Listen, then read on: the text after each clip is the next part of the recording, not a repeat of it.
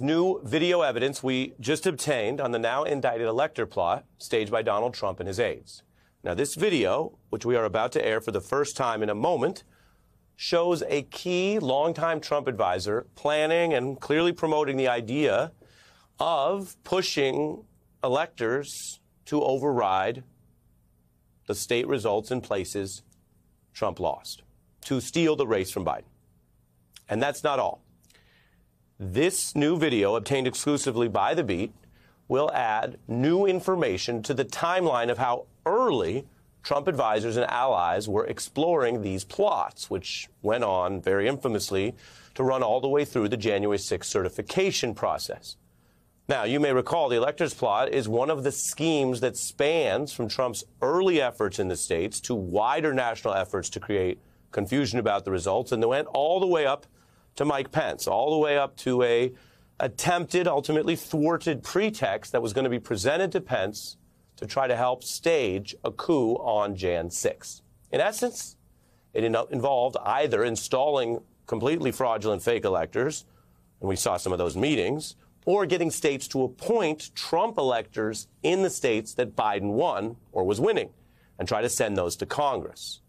Unlike some of the other plots that we've covered, this one's already at the center of 3 different cases, including indictments by DOJ's Jack Smith, plus the probes in Michigan and now Georgia, where DA Fani Willis just charged several Trump lawyers and aides for these types of plots as part of the larger RICO conspiracy.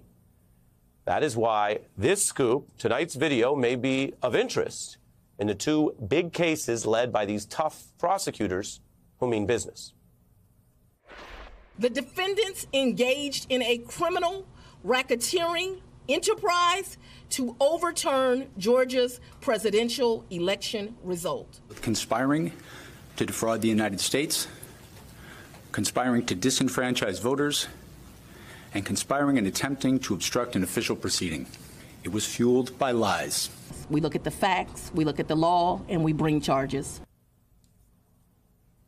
Now, Jack Smith's DOJ indictment charges one person, defended Trump, for the coup conspiracy and then cites these other co-conspirators. They might be charged later. They might not. Willis's indictment charges Trump and 18 others. It also names further co-conspirators who might be charged later and might not. Both of those cases, conspiracy and racketeering, treat these elector efforts as part of the larger criminal plot. And we know Trump aides were pushing versions of this out in the states as early as November 18th, 2020. Now indicted Trump aide Ken Chesebro put the plot in writing in an early December memo. Now indicted Rudy Giuliani led a process that got Trump fans to lie, to pretend they were electors around mid-December. And some of those people have been charged, as mentioned. Others have provided testimony. The key point is the when. Many of those efforts that have been documented that we know about were picking up steam by early December, and the who, because top Trump aides and lawyers have been identified in the elector fraud process, like Giuliani, as mentioned, Boris Epstein, who has not been charged, Kenneth Chesebro, who I mentioned there. And there's another longtime Trump aide, someone who worked with Trump actually longer than any of the 3 people you see identified on your screen, and that brings us to the new tape, the new evidence I'm about to play for you, because there's a clue here about involvement by another individual who, according to what we can glean from both of those speaking indictments, has not been as firmly linked to these plots, though he was notably seen in Washington with Trump allies and some militias on January 6th. The person that I'm talking about in this video is a former Nixon aide, a self-described dirty trickster and longtime Trump advisor, Roger Stone. We identify him here for the first time in this plot tonight based on the hard evidence, not some tip or secondhand hearsay. So with the calendar and legal context in mind, we turn to the scoop.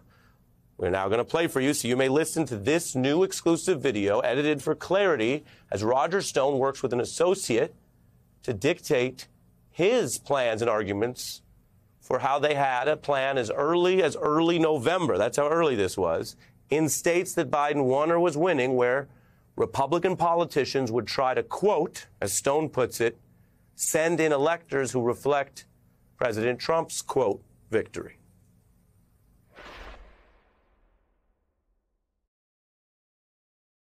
Although state officials in all 50 states must ultimately certify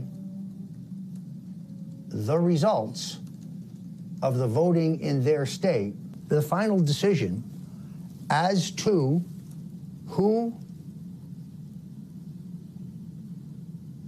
the state legislatures authorize be sent to the Electoral College is a decision made solely by the legislature. Any legislative body may decide on the basis of overwhelming evidence of fraud to send electors to the Electoral College who accurately reflect the president's legitimate victory in their state, which was illegally denied him through fraud. We must be prepared to lobby our Republican legislatures by personal contact and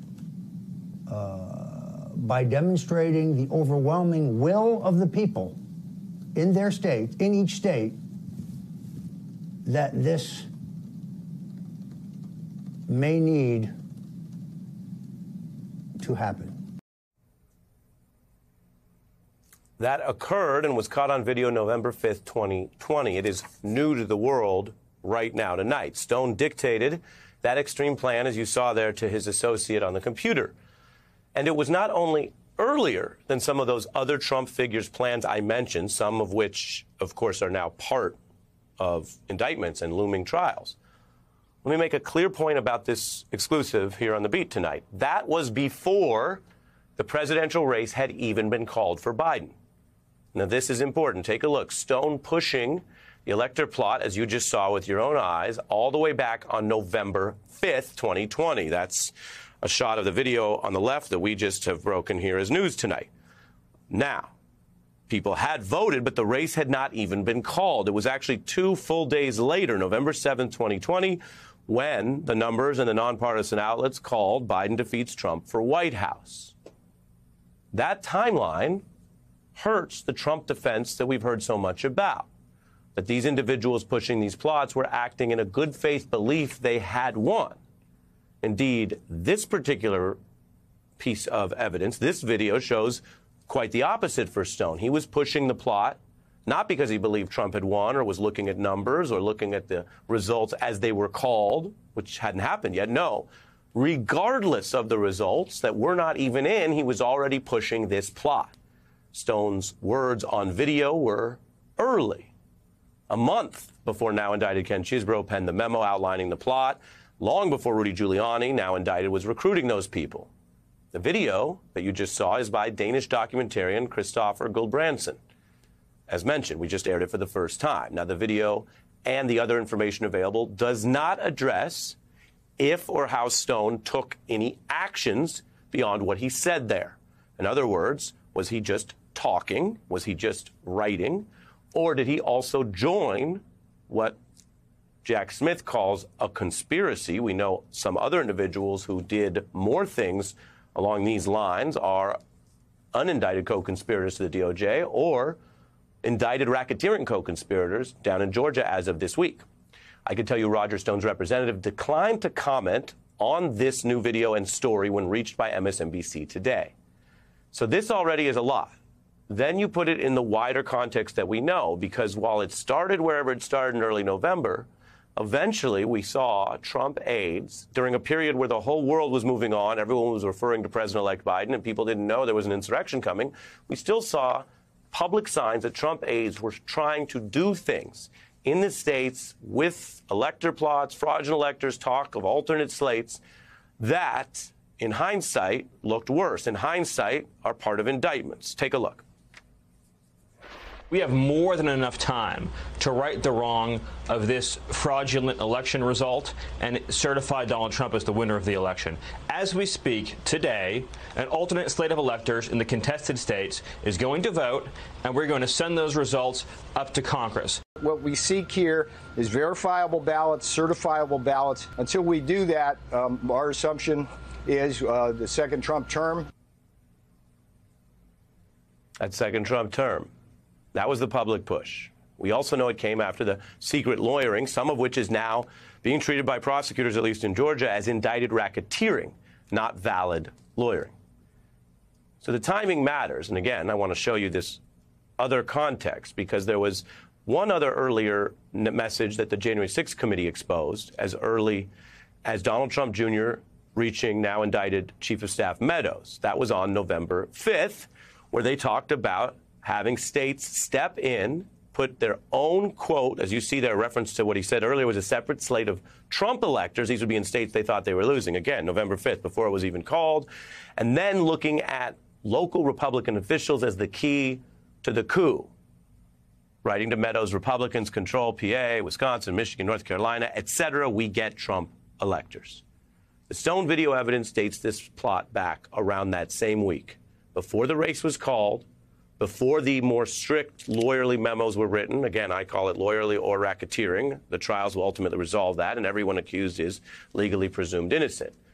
But what we see in this video now airing for the first time is another piece, at least of the puzzle. Whether that is a criminal puzzle or not is up to prosecutors, the law, and ultimately juries to decide. But it sure is bad. It sure is incriminating for people trying to say all they wanted to do was get to the real results or act on a good faith belief. If you were trying to steal and overthrow an election, you hadn't even officially lost yet.